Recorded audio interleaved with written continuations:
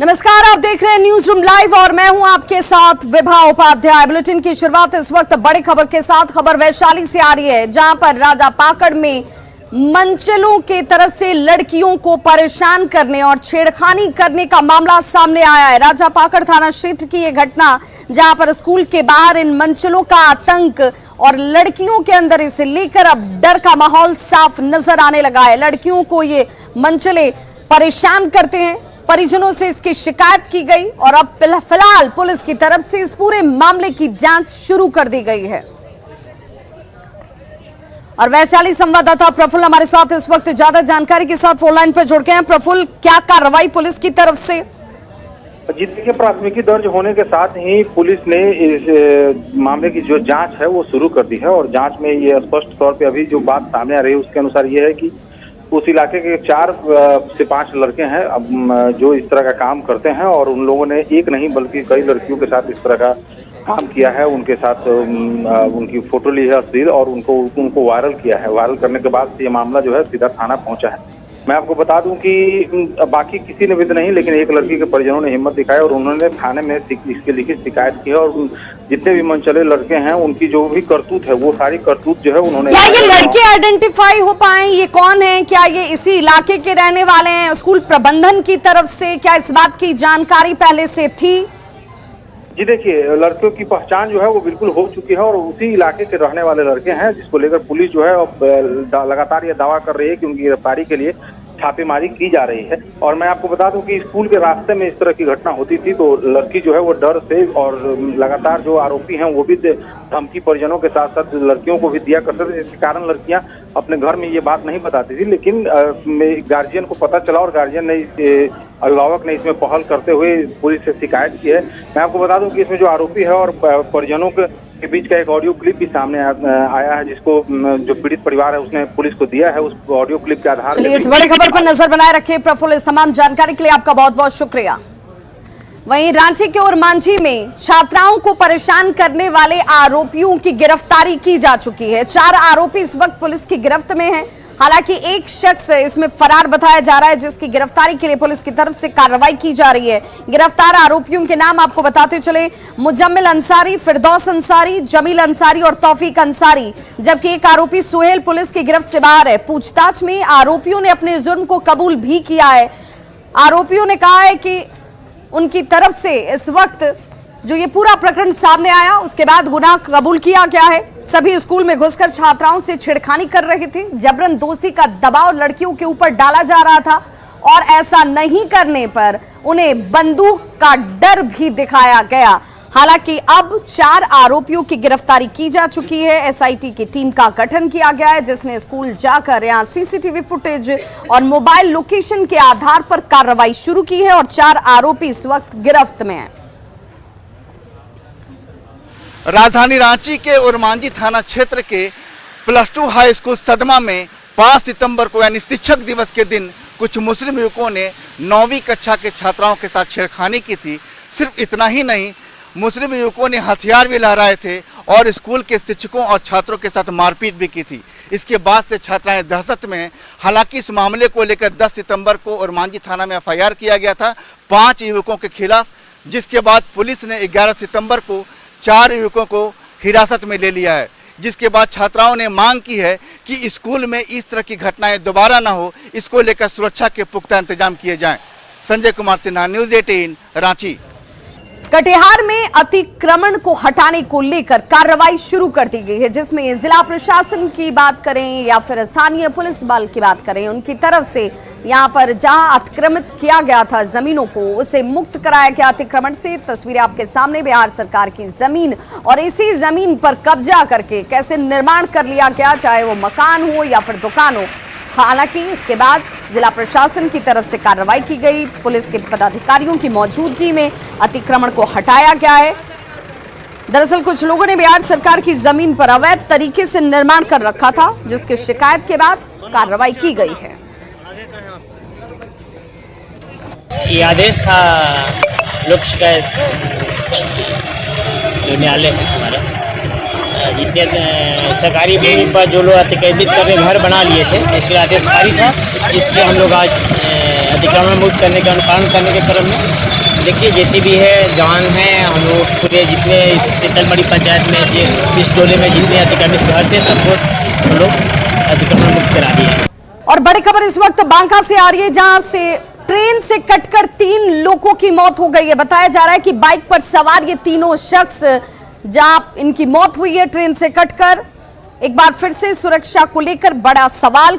कमलपुर से बांका के बीच की यह घटना बताई जा रही है, जहां पर बांका भागलपुर पैसेंजर ट्रेन से ये तीनों युवक जिनकी जान गई है ट्रेन से कटकर, ट्रेन की चपेट में बाइक सवार आए और 3 लोगों की दर्दनाक मौत हो गई है। तो बांका से ये बड़ी खबर, ट्रेन से कटकर 3 लोगों की मौत हुई है, ट्रेन की चपेट में बाइक सवार आए और इस वजह से इन तीनों की घटना स्थल पर ही मौत हो गई।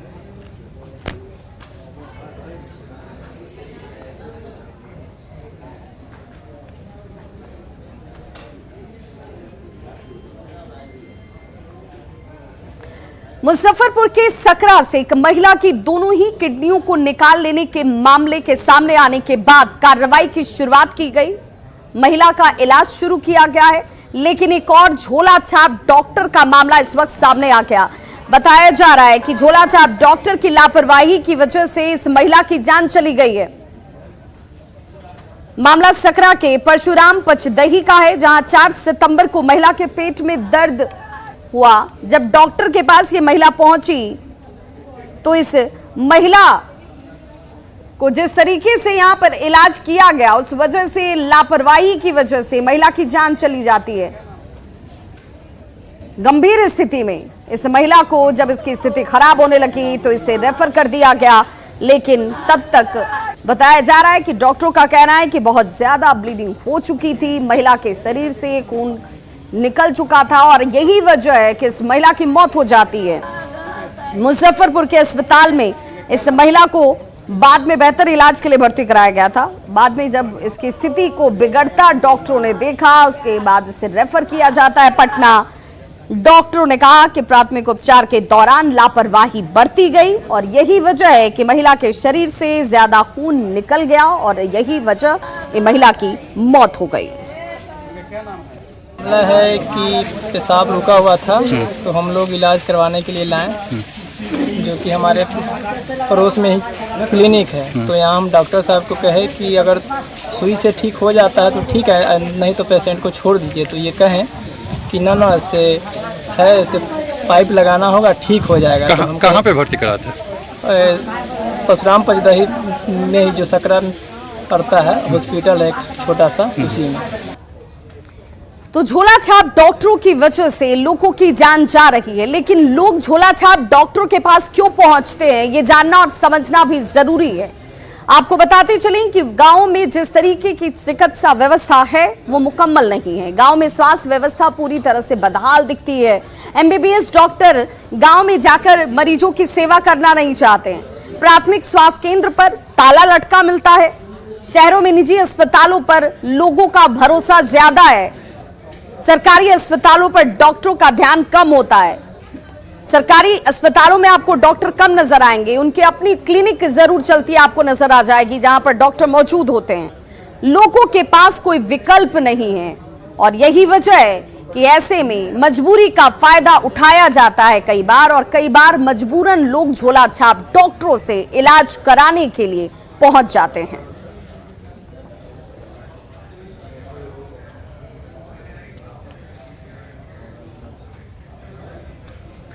अब ऐसे में सरकार को क्या करना चाहिए, ये भी इस वक्त सवाल उठता है। झोला छाप डॉक्टरों पर लगाम लगाना बहुत जरूरी है। डॉक्टरों को अनिवार्य ट्रेनिंग दी जाए ताकि उन्हें समुचित इलाज करने की जानकारी हो। गांव में शहरों जैसी बुनियादी सुविधाएं यानी कि उसे लेकर इंफ्रास्ट्रक्चर ढांचे का विकास होना जरूरी है। गांव में सेवा देने के लिए डॉक्टरों को प्रोत्साहित करने की जरूरत है और इसके लिए अतिरिक्त इंसेंटिव डॉक्टरों को दिया जाए ताकि डॉक्टर गांव में जाकर, एमबीबीएस डॉक्टर जो गांव में नहीं दिखते हैं, वो एमबीबीएस डॉक्टर गांव में जाकर मरीजों की सेवा कर पाएं, उन्हें सहयोग दे पाएं, इसकी जरूरत है।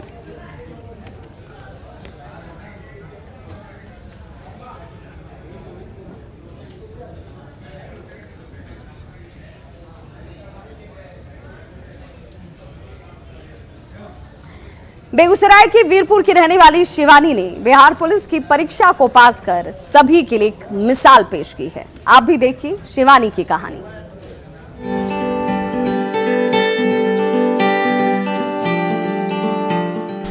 लहरों से डरकर नौका पार नहीं होती, कोशिश करने वालों की कभी हार नहीं होती। कुछ लोग इस कविता के लफ्जों को इस तरह अपना बना लेते हैं जैसे ये लाइनें उनके लिए ही बनी हो। छोटी सी शिवानी के माता पिता का जब देहांत हुआ तो उसने कभी हिम्मत नहीं हारने की कसम खा ली। आज उसी जज्बे और कड़ी मेहनत ने शिवानी को बिहार पुलिस की परीक्षा में सफलता दिलाई है। कोई बोलने वाला नहीं था, कोई खर्चा वर्चा करने वाला नहीं था। सब भाई बहन सोच रहे थे क्या करे क्या नहीं, ऐसे लग रहा था मन में। तो मेरी बड़ी दीदी बोली नहीं पढ़ाई करो, पढ़ाई से सब कुछ मिलता है। तो पढ़ाई स्टार्ट किए।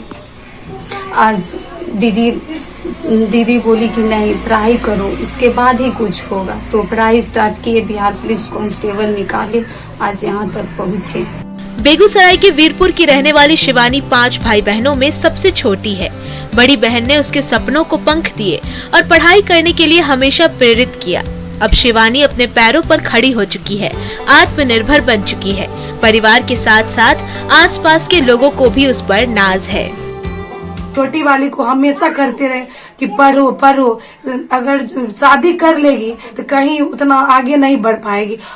पढ़ाई के मामले में आगे जाएगी, बिहार पुलिस हुआ या तुम एएनएम कर लोगी, जीएनएम कर लोगी, तुम अपने आप पे डिपेंड रहेगी, किसी के भरोसे नहीं। तुम्हें मम्मी पापा नहीं है, तुम रोने के लिए नहीं आएगी कि हमको ये मारता है ये करता है, मेरे घर में ये नहीं है, इसीलिए हम उसको आगे बढ़ाए। बहुत अच्छा फील हो रहा है हम लोगों को, जो हमारे गाँव के बच्चे जो गरीब टाइप में हैं, जिनके माता पिता भी नहीं, तब भी वो पढ़ाई के लिए आगे की सोच रखते हैं। ये हमारे लिए गौरवान्वित की बात है, हमारे समाज की हित के लिए अच्छा बात है।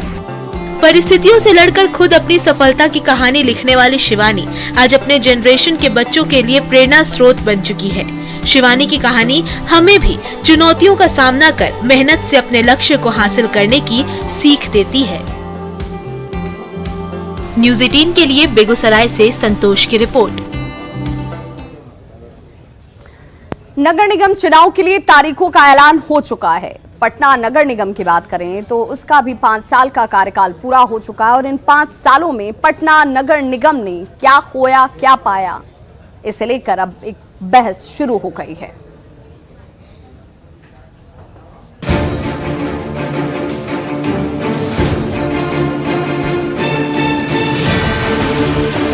अगले महीने पटना नगर निगम के नए पार्षदों का चुनाव है। चुनाव के पहले वर्तमान मेयर सीता साहू के गुट और विरोधी गुट आमने सामने है। मेयर गुट के लोगों की माने तो 5 साल का कार्यकाल उपलब्धियों भरा रहा। जलापूर्ति योजना से लेकर स्ट्रीट लाइट समेत कई योजनाओं पर काम हुआ। जल निकासी तो हुई ही, डोर टू डोर कचरा कलेक्शन तक शुरू किया गया।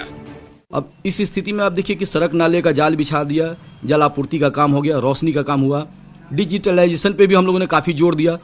दूसरी ओर पूर्व डिप्टी मेयर विनय कुमार पप्पू की माने तो यह कार्यकाल अब तक का सबसे भ्रष्ट कार्यकाल रहा है। इन 5 सालों में उपलब्धियों के नाम पर कुछ भी हासिल नहीं हुआ। पटना के इतिहास का सबसे बोगस महापौर का अभी तक अगर चयन करने होगा तो उसमें सीता साहू अव्वल आएंगी। इस 5 साल में स्वच्छता की रैंकिंग में पटना बराबर नीचे से फर्स्ट होता रहा। बीते 5 साल में मेयर पद पर तो सीता साहू काबिज रहीं, लेकिन डिप्टी मेयर के पद पर कई बार उलटफेर देखने को मिला। मेयर गुट जहां 5 साल की उपलब्धियों को लेकर तमाम तरह के दावे कर रहा है, वहीं विपक्षी गुट की माने तो यह 5 साल पटना नगर निगम का बेकार चला गया है। हालांकि किसके दावे में कितना दम है इसका पता तो आने वाले नगर निगम के चुनाव में ही चल पाएगा, जब जनता अपना फैसला सुनाएगी। कैमरा पर्सन अजय दुबे के साथ संजय कुमार, न्यूज़ 18 पटना। तो 7 महीने से मानदेय नहीं मिलने को लेकर ममता कार्यकर्ता परेशान हैं और अपनी इसी परेशानी को लेकर आज वो डिप्टी सीएम तेजस्वी यादव के आवास पहुंची, उनसे मुलाकात की और मुलाकात के बाद उन्होंने कहा कि हमें आश्वासन डिप्टी सीएम की तरफ से दिया गया है कि उनकी मांगों को जल्द पूरा किया जाएगा। ममता कार्यकर्ताओं से बातचीत की न्यूज़ 18 संवाददाता रवि एस नारायण ने। बिहार में नई सरकार बनी है और मंत्रिमंडल भी नया है। स्वास्थ्य मंत्री तेजस्वी यादव बने हैं और स्वास्थ्य मंत्री से गुहार लगाने के लिए बिहार के तमाम ममता कार्यकर्ता जो हैं आज राबड़ी आवास पहुंचे हैं और ये अपनी अपनी मांगों को लेकर के बड़े संख्या में तमाम जिलों से राबड़ी आवास पहुंच रहे हैं ताकि तेजस्वी से मुलाकात हो और स्वास्थ्य मंत्री से अपनी बात रख सके। जानते हैं कि आखिर इतनी बड़ी संख्या में कौन सी मांगों को लेकर के ये लोग यहाँ पे पहुंचे, कहाँ से आई हैं और किन हम आए हैं रोहतास जिला से, सदर अस्पताल सासाराम से। मेरा नाम आशा देवी हुआ। किन बातों को लेकर के? हम लोग ममता कार्यकर्ता हैं। आज 13-14 बरस से हम लोग कार्य कर रहे हैं। पहले हर प्रसव पर 100 रुपया था, कुछ दिन के बाद 300 रुपया हुआ, इतना 115 है रोहतास जिला में ममता कार्यकर्ता। अभी तक हम लोग नीतीश सरकार से लड़ते लड़ते एकदम परेशान हो गए। अभी तक कुछ नहीं किया। अभी तक हम लोग का उम्मीद बना कि नहीं तेजस्वी भैया अभी स्वास्थ्य मंत्री बने हैं, चाहे नया सरकार बनी है, कुछ तो करेंगे, वादा किए हैं। इसलिए हम लोग रोहतास जिला से सभी ममता कार्यकर्ता यहाँ आज जुटे हैं अपने मांग के लिए कि हम लोग का नियमित किया जाए, हम लोग का मानदेय दिया जाए, नियमित किया जाए, मानदेय दिया जाए और कार्य घोषित किया जाए और सब जैसे हर कर्मचारी लोग को छूट रहता है उस तरह से हम लोग को किया जाए, सरकारी वेतन किया जाए। सर यही रिक्वेस्ट है और हम लोग को कोई ज्यादा मांग नहीं है सर। क्या आप लोगों को कितने महीनों से मानदेय नहीं मिला है? 7 महीना से जी, 7 महीना से नहीं मिला। तो ऐसे ही अपना चल रहा है, जो नीमक रोटी खाना है वो लोग हम लोग बच्चे को खिला रहे हैं। आप यहाँ स्वास्थ्य मंत्री बोलते हैं कि बच्चों को भविष्य को बनाइए, मजबूत कीजिए, बच्चों को मजबूत बनाइए, भविष्य को मजबूत बनाइए। हमारे बच्चे भविष्य नहीं है, हमारे बच्चे कमजोर हुए जा रहे हैं, 2 रोटी नहीं मिल रहा है उनको। ये तमाम जो कार्यकर्ता है इनकी एक ही मांग है कि इनका नियमितकरण किया जाए और इनके स्थायी करके इनका जो मानदेय है वो बढ़ाया जाए और पिछले कई महीनों से जो मानदेय नहीं मिला है उसकी मांग को पूरा करने को लेकर के भी तेजस्वी यादव के पास गुहार लगाने के लिए लोग पहुंचे हैं। कैमरा पर्सन अजय दुबे के साथ रविश नारायण, न्यूज़ 18 पटना। जेडीयू नेता निखिल मंडल के जेडीयू के प्रवक्ता पद से इस्तीफा देने के बाद अब जेडीयू के अंदर हलचल तेज हो गई है। हालांकि इसे लेकर कोई भी कुछ भी बोलने को साफ साफ तैयार नहीं है। कोई नाराजगी नहीं है। उन्होंने जो फेसबुक पर अपना पत्र डाला है उसमें उन्होंने निजी कारण का उल्लेख किया है। अब निजी कारण क्या है वो तो निखिल मंडल जी ही बता पाएंगे, उसके बारे में हमको कोई जानकारी है नहीं। लेकिन कहा जा रहा है कि अचानक से इस्तीफा दे देना तो कहीं न कहीं किसी बात को लेकर नाराजगी तो होगी उनके मन में। अब उन्होंने अपने पत्र में निजी कारण का उल्लेख किया। निजी कारण में बहुत सारी बातें आती हैं। झारखंड की राजधानी रांची में कल से ही तेज बारिश शुरू हो चुकी है और यही वजह है कि मौसम यहां इस बारिश के बाद से सुहाना हो गया है और लगातार मौसम विभाग की तरफ से यह अंदेशा भी जाहिर किया जा रहा था कि बारिश होगी। इसे लेकर लोग एहतियात बरते। लगातार बारिश होने की वजह से सड़कों पर अब चलना मुश्किल हो गया है। रांची के किशोरगंज चौक के पास सड़क की तस्वीर देख लीजिए, आपको ये सड़क कम और नाला ज्यादा नजर आएगा। इस वजह से ट्रैफिक को लेकर के यहाँ पर जाम की स्थिति लोगों को उठानी पड़ रही है। नाला भर जाने की वजह से लोगों को गड्ढे नजर नहीं आ रहे, हादसे का शिकार लोग हो रहे हैं। रांची के किशोरगंज चौक का जायजा लिया न्यूज़ 18 संवाददाता संजय कुमार सिन्हा ने।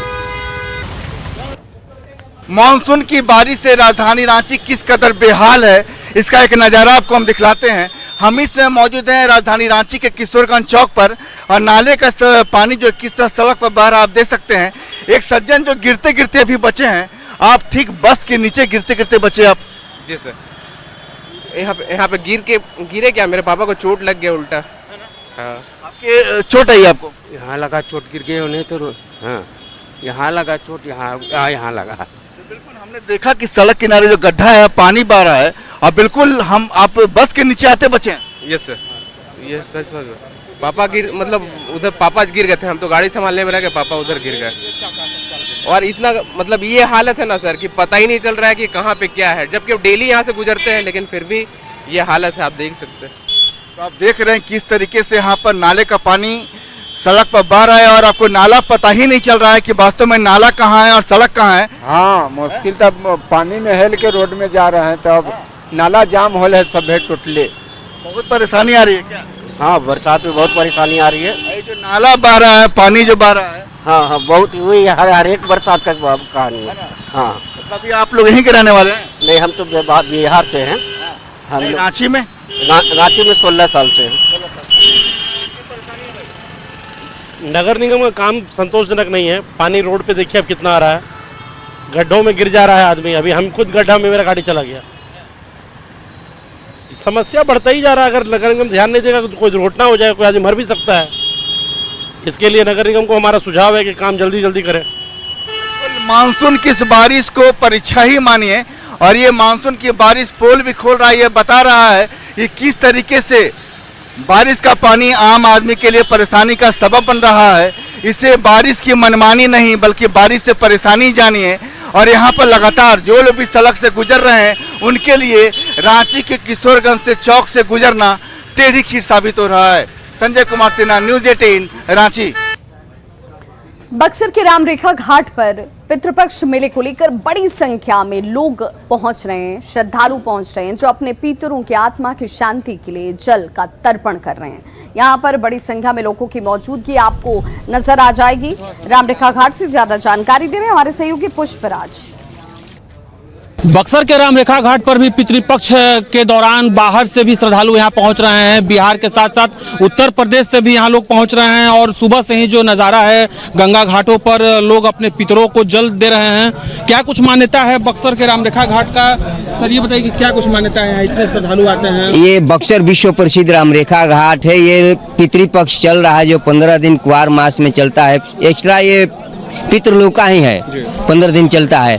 ये दूर दराज से जैसे कि उत्तर प्रदेश से भी लोग कुछ आते हैं अपने रामरेखा घाट के पूर्वजों को जल देने के लिए, पिंड दान करने के लिए।